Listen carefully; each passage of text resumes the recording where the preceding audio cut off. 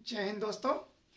तो पॉलिटी में हमने बेसिक क्लास आप लोग को बताया था, उसके बाद प्रस्तावना को बहुत अच्छे तरीका से आप लोग को समझाया। भाग 1 की चर्चा हम कल किए थे, आज भाग 2 की चर्चा करेंगे। ठीक है, तो देखिए आपको हम क्या बताए थे कि हमारे संविधान में टोटल 22 भाग है। भाग 1 जिसमें कि भारत राज्यों का संघ है, भारत में किसी राज्य का प्रवेश कैसे होगा, भारत के राज्य का नाम कैसे परिवर्तित होगा, उसके नाम परिवर्तन के साथ साथ उसका राज्य के सीमा में परिवर्तन कैसे होगा, इसकी चर्चा हो गई थी। ठीक है, और आज भाग 2 की चर्चा करेंगे जिसमें नागरिकता का प्रोविजन, यानी कोई नागरिक कौन होता है। तो देश अपने नागरिक को राजनीतिक और कानूनी अधिकार देता है। देश अपने नागरिक को कौन कौन सा अधिकार देता है? राजनीतिक और कानूनी अधिकार। सिर्फ अपने नागरिकता जिसको प्राप्त होता है उसी को मिलता ही नहीं कि कोई विदेशी आया तो उसको दे देंगे। ठीक है, तो राजनीतिक एवं कानूनी अधिकार देता है। ठीक है, नागरिक का अर्थ देश के उन निवासियों से होता है जिन्हें कि उस देश का राजनीतिक और कानूनी अधिकार प्राप्त होता है। ओके दोस्तों, तो इसमें अनुच्छेद 5 से 11 तक की चर्चा की गई है। नागरिकता के बारे में अनुच्छेद कितना से कितना 5 से 11 तक की चर्चा की गई है। इसमें 3 क्वेश्चन बन गया दोस्तों कि भाग 2 में क्या चीज की चर्चा है? नागरिकता की। भाग 2 में कितना से कितना अनुच्छेद है? 5 से 11। नागरिकता के बारे में कितना से कितना अनुच्छेद तक चर्चा है? तो 5 से 11। तो हम एक एक अनुच्छेद को एकदम बढ़िया से समझेंगे। अनुच्छेद 5 क्या कहता है? अनुच्छेद 5 हमको आप लोग को पता होना चाहिए कि भारत में अगर सर्वप्रथम कोई अनुच्छेद लागू हुआ था तो वह था अनुच्छेद 5। ओके दोस्तों, सर्वप्रथम भारत में लागू होने वाला अनुच्छेद है यह 5। तो अनुच्छेद 5 कहता है कि 26 जनवरी 1950 जिस दिन हमारा संविधान लागू हुआ था उस दिन भारत का नागरिक कौन है। ठीक है, तो उस दिन डिफाइन किया गया कि भारत का नागरिक कौन है। तो उसमें चर्चा की गई कि भारत का नागरिक वही है जो भारतीय मूल का निवासी हो। ई शर्त अनिवार्य है, ई होना ही होना है। क्या होना चाहिए? भारतीय मूल, मतलब भारतीय मूल का निवास हो। ठीक है, यानी मूल निवासी कहाँ का हो? भारत का। ठीक है, अब समझिए मूल निवास का अर्थ यहाँ पे क्या है जो समझिए। उस समय देखिए, अब इसका भले ही प्रोविजन खत्म हो गया, उस समय देखिए अफ्रीकी मूल के लोग होते थे।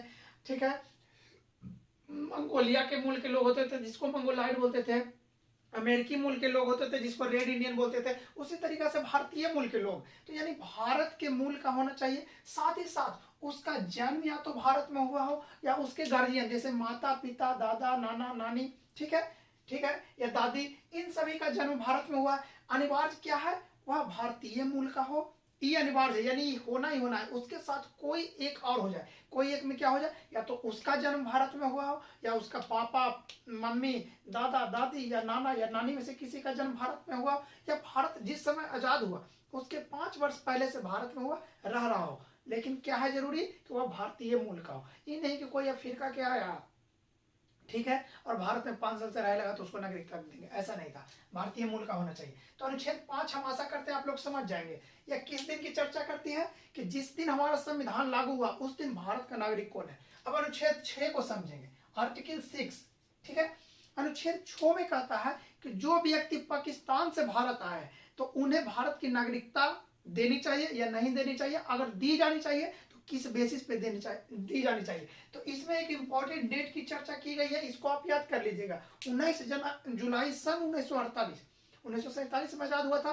पाकिस्तान वाले लोग पाकिस्तान चले गए और हिंदुस्तान वाले लोग हिंदुस्तान चले आए। ठीक है, तो 19 जुलाई, देखिए अगस्त के बाद अगस्त में आजाद हो गया। ठीक है, अब कब की बात कर रहा है? अगस्त 1947 में। ये देखिए जुलाई, लगभग जून जुलाई अगस्त, लगभग 11 महीना बाद के, इतना दिन में जिसको पाकिस्तान जाना था चल गया था, जिसको हिंदुस्तान में रहना था रह गया था, या जिसको पाकिस्तान से हिंदुस्तान आना था आ गया था। इसीलिए 11 महीना के बाद का डेट रखा गया और बोला गया कि जो व्यक्ति पाकिस्तान से 19 जुलाई 1948 तक आ गए उनको एकदम आराम से भारत की नागरिकता मिल जाएगी। क्योंकि देखिए बहुत सारे ऐसे हिंदू या मुस्लिम जिनको पाकिस्तान की जगह अच्छा नहीं लगा, उनको इंडिया में आना था, परंतु किसी कारणवश मारकाट उस समय हो गया था। ट्रेनें उस समय कितना चलता था, पैदल भी आना दिक्कत था, बहुत जगह मारकाट हो गया था, आपको पता ही है। तो कहीं ना कहीं 11 महीने के बाद इसीलिए टाइम रखा गया कि कम से कम 11 महीना में माहौल शांत हो गया होगा, आ गया होगा। तो जो व्यक्ति 19 जुलाई 1948 से पहले अगर पाकिस्तान के क्षेत्र से भारत के क्षेत्र में आ गया उसको स्वतः ही नागरिकता दे दी गई। परंतु अगर कोई व्यक्ति जिसको कि शुरू में पाकिस्तान अच्छा लगा हो लेकिन बाद में, ठीक ना, 19 जुलाई 1948 के बाद आया तो उसके लिए प्रावधान किया गया कि उसको एक परमिट लेना होगा। क्या लेना होगा? परमिट लेना होगा। परमिट जिस दिन मिल गया, ये नहीं कि आया उसको परमिट मिल गया, परमिट मिलने में भी उस समय टाइम लगता था। परमिट जिस दिन मिला उसके 6 महीना बाद उसको भारत की नागरिकता मिल जाएगी। ओके दोस्तों, तो आशा करते हैं अनुच्छेद 6 समझेंगे। इसमें पाकिस्तान से भारत आने वालों के लिए नागरिकता की व्यवस्था की गई।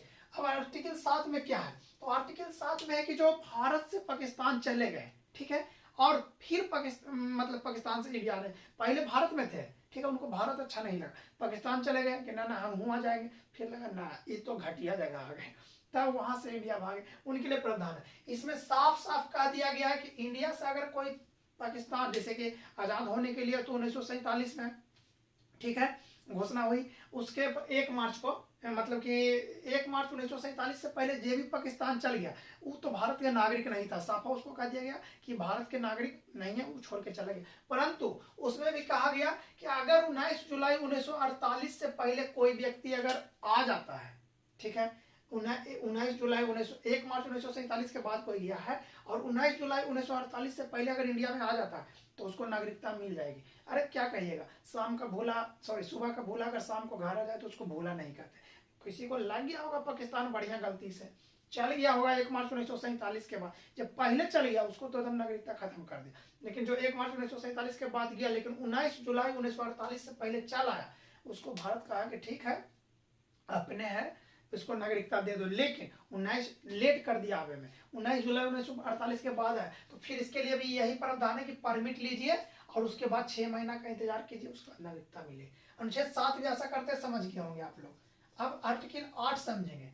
अब जैसे समझिए, जिस समय भारत स्वतंत्र हुआ उस समय भारत में बहुत सारे क्रांतिकारी लोग रहते थे और भारत से बाहर जैसे सिंगापुर हो गया, जर्मनी का हो गया, ठीक है ना, ब्रिटेन हो गया, ठीक है, यहाँ से रह करके या अमेरिका, यहाँ से रह करके वह अपनी क्रांतिकारी गतिविधियों को चलाते थे। वह भारत में इसलिए नहीं रहते थे क्योंकि भारत में ब्रिटिश शासन प्रत्यक्ष रूप से शासन करती थी और यहाँ उनका जान का खतरा होता था तथा फांसी पे उनको चढ़ा दिया जाता था। इस तरीका की क्रांतिकारी घटना से रिलेटेड जो भी होते थे, परंतु बाहर में रहकर के वह ब्रिटिश प्रभुत्व से मतलब कि सुरक्षित होकर वह अपनी क्रांतिकारी घटनाओं को चलाते थे। तो वैसे लोग जो भारत से बाहर रह रहे थे उस समय, ठीक है ना, लेकिन जब भारत आजाद हो गया तो उन लोग को नागरिकता देने के लिए क्या कहा गया कि ठीक है कि उनके अगर मान के चलिए कोई व्यक्ति का गार्जियन बाहर रह गए, ठीक है ना, लेकिन उनका बेटा बेटी भी वहीं पैदा लिया, लेकिन उनके बेटा बेटी को अगर नागरिकता देना तो उनका यह देखा जाता था कि माता पिता या दादा या दादी या नाना या नानी क्या भारत के मतलब कि भारतीय हैं, क्या भारत में जन्म लिए थे। अगर इस आधार पर उनको क्या किया जाता था, कोई कहता था कि हमारे दादा या दादी भारतीय के थे लेकिन जन्म लिए थे, उनको दिखाना होता था प्रमाण, अगर वो दिखाने में सक्षम हो जाते थे तो उनको क्या किया जाता था, भारत का नागरिकता दे दी जाती थी। ओके दोस्तों, अब आर्टिकल 9 की चर्चा करेंगे। आर्टिकल 9 में साफ साफ कहा दिया गया है कि अगर कोई व्यक्ति जो भारत का नागरिक है परंतु उसको किसी कारणवश या तो भारत अच्छा ना लगे या फिर किसी देश उसको पसंद आ जाए, अगर वह किसी देश की नागरिकता ले लेती है, दूसरे देश की नागरिकता ले लीजिए तो यहाँ की नागरिकता खत्म हो जाएगी। नो यानी नो, दूसरा जगह गिल्ला, यहाँ खत्म। अनुच्छेद 10 में कहा गया है कि आर्टिकल 5, 6, 7, 8, 9 तब तक प्रभावी रहेगा जब तक संसद इसकी अनुमति मतलब कि रखती है, यानी संसद को अधिकार दिया गया था। जैसे देखिए अब पाकिस्तान से इंडिया, इंडिया से पाकिस्तान, ये सब तो तत्कालिक ना बनाया गया था अनुच्छेद जी कि उस समय के लिए, लेकिन ये थोड़े ना कि हमेशा के लिए फिक्स रहेगा, अब तो बदल गया था। तो बोला गया था अनुच्छेद 10 में कि 5, 6, 7, 8, 9 तब तक बनी रहेगी जब तक इसको संसद अनुमति देती है। साथ ही साथ अनुच्छेद 11 में क्या चर्चा किया गया कि नागरिकता से संबंधित जितने भी, ठीक है, कानून बनेंगे वह संसद में बनेगा। कहाँ बनेगा, संसद में बनेगा। और यह अगर पूछ दिया जाए कि किस मिनिस्ट्री के अंतर्गत आएगा तो गृह मंत्रालय यानी होम मिनिस्ट्री, ठीक है। और यही संसद को जो मतलब ताकत प्राप्त हुआ कि नागरिकता से संबंधित कानून कौन बनाएगा, संसद बनाएगा यानी पार्लियामेंट बनाएगा। और इसी के बेसिस पर 1995 1955 का नागरिक संशोधन अधिनियम बनाया संसद। और वर्तमान में अगर किसी व्यक्ति को नागरिकता दी जाती है या नागरिकता से हटाई जाती है या कोई व्यक्ति नागरिकता को परित्याग कर देता है तो वह यही 1995 नागरिकता संशोधन अधिनियम के तहत ही, ठीक है। वर्तमान में अनुच्छेद 5, 6, 7, 8, 9 है लेकिन इसका यूज नहीं है। ओके दोस्तों, तो यहाँ पे एक चीज गौर कीजिएगा, किसी राज्य की विधानसभा, ठीक है ना, यह बिल्कुल नहीं डिसाइड कर सकती है कि कौन भारत का या फिर उस राज्य का नागरिक होगा। नागरिकता संबंधित सारे कानून बनाने का अधिकार संसद के पास है, मंत्रालय पूछे तो गृह मंत्रालय के पास है।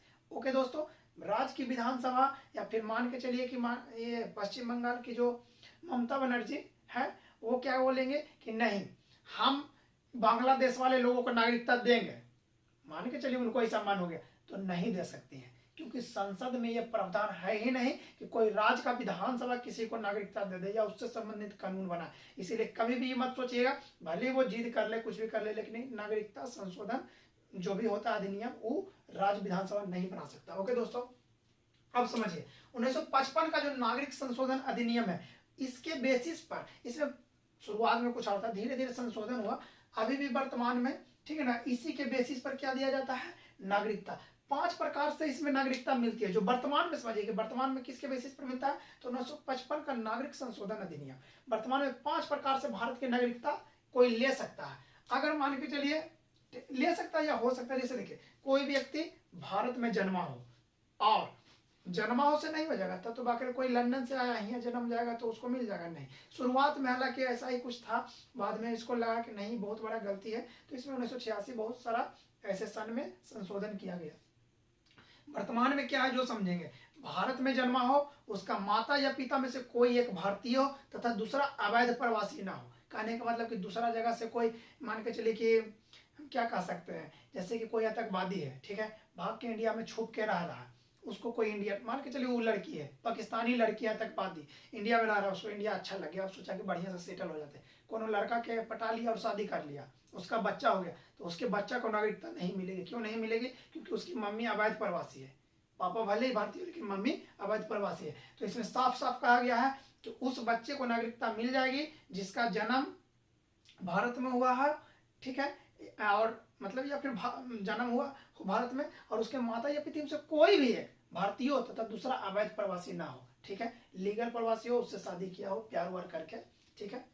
दूसरा वंश से, मान के चलिए कि कोई यह प्रूफ करता है कि हम भारत के मतलब कि वंश के हैं, जैसे कि यहाँ का वहाँ का मतलब दादा दादी नाना नानी यहीं के थे, ठीक है ना, वो बाहर में था, तो उसको वंश के आधार पर भी नागरिकता मिल जाएगी। तीसरा पंजीकरण के माध्यम से, कोई मान के चलिए कि दूसरा देश के हैं, ठीक है, दूसरा देश के है और उसको माने कि नहीं हमको इंडिया का नागरिकता लेना है, तो उसके लिए पंजीकरण है। तो पंजीकरण में है कि पहले इंडिया में आपको 6 साल रहना पड़ेगा, वीजा लेके आइए आराम से, 6 साल रहिए, इंडिया को समझिए, पसंद आ जाए 6 साल के बाद पंजीकरण कराइए और 1 साल और पंजीकरण कराने के बाद रहिए, नहीं टोटल कितना साल, 7 साल के बाद आपको नागरिकता मिल जाएगी, सरकार चाहे तब ना, लेकिन मतलब कानून यही है, 7 साल में आपको मिल जाएगी, 6 साल रहिए, 1 साल आपको पंजीकरण करने के बाद नागरिकता के लिए आपको रोका जाएगा।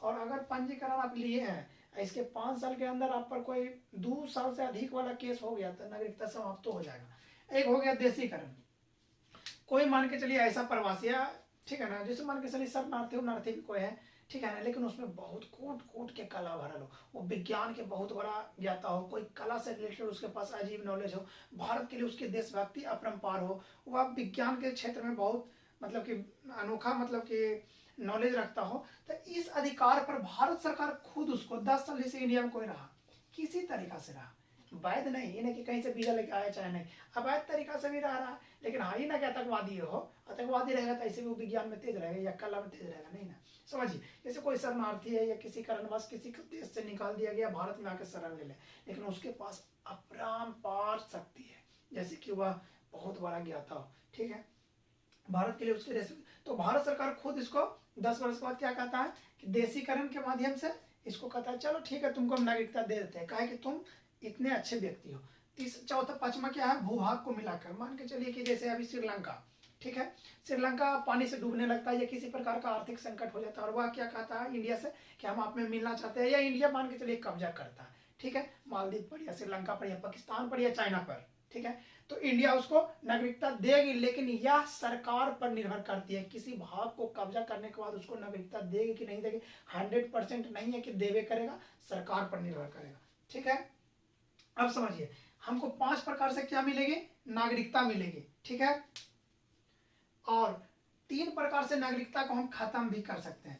देखिए मूल अधिकार जो है उसको कोई व्यक्ति त्याग नहीं सकता, ये नहीं कह सकता कि हम मूल अधिकार त्यागते हैं, लेकिन नागरिकता को त्याग सकता है कोई व्यक्ति, स्वेच्छा से परित्याग कर सकता है और कह सकता है कि हम भारत के नागरिक नहीं है, नागरिक होते हुए जो उसको अधिकार मिलता है वो देना मतलब बंद हो जाएगा, लेकिन फिर भी वह त्याग सकता है, वह परित्याग कर सकता है, ठीक है। दूसरा हो गया कि उसको क्या कर सकते हैं, नागरिकता उसकी खत्म की जा सकती है। खत्म कैसे होगा, जब वो किसी देश की नागरिकता ले लेगी तो यहाँ की नागरिकता स्वतः खत्म हो जाएगी। लेकिन वंचित कैसे होगा, वंचित होने के बहुत सारे कारण हैं। जब वो व्यक्ति कोई आतंकवाद विरोधी काम करे या मतलब कि एकदम भारत को टुकड़े टुकड़े करने के पक्ष में हो, ठीक है ना, बहुत सारा रीजन है। या फिर कोई मान के चलिए पंजीकरण के माध्यम से क्या किया, भारत की नागरिकता लिया, परंतु वह जिस समय भारत का नागरिक बना उसके 5 साल के भीतर में कोई ऐसा क्राइम कर दिया जिससे उसको 2 साल की अधिक सजा हो गई, तब भी उसकी नागरिकता खत्म हो जाएगी, यानी वंचित कर दी जाएगी। ठीक है, ओके दोस्तों, तो आशा करते समझे हैं। वंश का यहाँ पे तात्पर्य क्या हुआ कि अगर कोई व्यक्ति जैसे कि जन्म भारत में हुआ हो, ठीक है, साथ ही साथ क्या हुआ हो, भारत में जन्मा हो या भारत से बाहर जन्मा हो, ठीक है, और उसके माता पिता क्या किए होंगे कि 1 साल के अंदर, ठीक है ना, जैसे मान के चलिए कि अमेरिका में जन्मा, ठीक है, उसके माता पिता, ठीक है, क्या किए, भारतीय मूल का हो, तो 1 साल के अंदर क्या किए कीजिए, वहां का जो दूतावास होता है ना भारतीय, वहां पे जाके 1 साल के अंदर में रजिस्ट्रेशन करवा दिए कि हमारा बेटा या बेटी हुआ, इस आधार पर उसको भारत की नागरिकता मिल जाती है। लेकिन अगर कोई मान के चलिए गया यहाँ से कहाँ अमेरिका, कोई लड़की से शादी कर लिया, ठीक, उसका बेटा हो गया, भारतीय दूतावास को बताए नहीं किया 1 साल के अंदर में, तब उसको नहीं मिलेगा नागरिकता। ठीक है, उसको बताना होगा अगर इस तरीका का कोई चीज करता है तो नागरिकता एक बार फिर से रिवाइज कर लेते हैं। अनुच्छेद 5 से 11 हम ध्यान दीजिएगा। अनुच्छेद 5 कहता है कि 26 जनवरी 1950 को भारत का नागरिक कौन होगा, तो भारत का नागरिक वही होगा जो भारतीय मूल का हो, साथ ही साथ उसका जन्म भारत में हुआ हो, या फिर उसके गार्जियन का जन्म भारत में हुआ हो, या दादा नाना नानी के, या फिर वह आजाद होने के या फिर मतलब संविधान लागू होने से 5 वर्ष पहले से भारत में रह रहा हो। कन्फर्म। अनुच्छेद 6 क्या कहता है कि जो पाकिस्तान से भारत आए, अगर सन 1948 के 19 जुलाई 1948 के पहले आ गए हैं तब उनको नागरिकता दी जाएगी। 19 जुलाई 1948 के बाद आए हैं तो परमिट प्राप्त करेंगे, उसके 6 महीना बाद तक रहेंगे, उसके बाद नागरिकता मिलेगी। अनुच्छेद 7 क्या कहता है कि अगर कोई व्यक्ति इंडिया से पाकिस्तान चला गया है, अगर 1 मार्च 1947 से पहले चला गया तो उसको तो नागरिकता यहाँ के खाते में करके वो चल ही गया। लेकिन अगर कोई व्यक्ति 1 मार्च 1947 के बाद गया और 19 जुलाई 1948 से पहले आ गया, नागरिकता मिल जाएगी। और 19 जुलाई 1948 के बाद आया है तो क्या होगा, उसको 6 महीना परमिट लेने के बाद इंतजार करना होगा। अनुच्छेद 5 हो गया, 6 हो गया, 7 हो गया। अब अनुच्छेद 8 समझेंगे। अनुच्छेद 8 में उस समय ऐसे थे भारत में मतलब विदेश में रहने वाले भारत उद्भव के कुछ लोग थे, ठीक है, उनको भी नागरिकता दी गई। उनके बेटा बेटियों को किस आधार पर दी गई कि उनका जो मतलब मूल थे भारतीय मूल के थे, और साथ ही साथ उनके दादा नानी नाना नानी पोता पोती जो भी था उसका जन्म भारत में हुआ था। ठीक है, अनुच्छेद 8 हो गया। अनुच्छेद 9 में क्या कहता है, अनुच्छेद 9 में साफ साफ कहता है कि अगर कोई व्यक्ति भारत की नागरिकता, ठीक है, रहते भर में किसी दूसरे देश की नागरिकता ले लेती है तो भारत की नागरिकता उसकी खत्म कर दी जाएगी। अनुच्छेद 10 में लिखा हुआ है कि अनुच्छेद 5, 6, 7, 8, 9 तब तक बनी रहेगी जब तक संसद इस पर अनुमति दी है।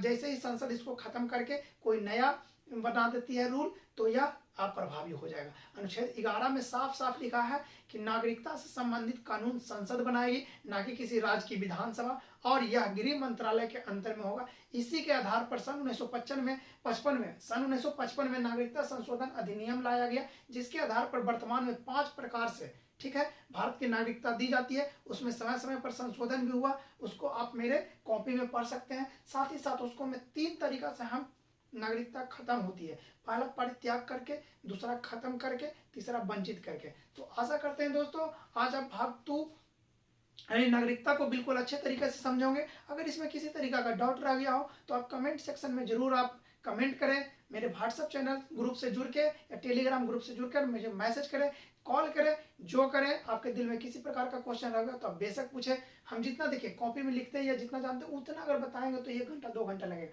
हम 3-4 क्लास पढ़ते हैं तब जाके एक क्लास में मतलब पूरा को हम किसी प्रकार से बताने का कोशिश करते हैं दोस्तों। तो आप प्लीज इस चीज को फील कीजिए और सपोर्ट कीजिए। जय हिंद, जय भारत।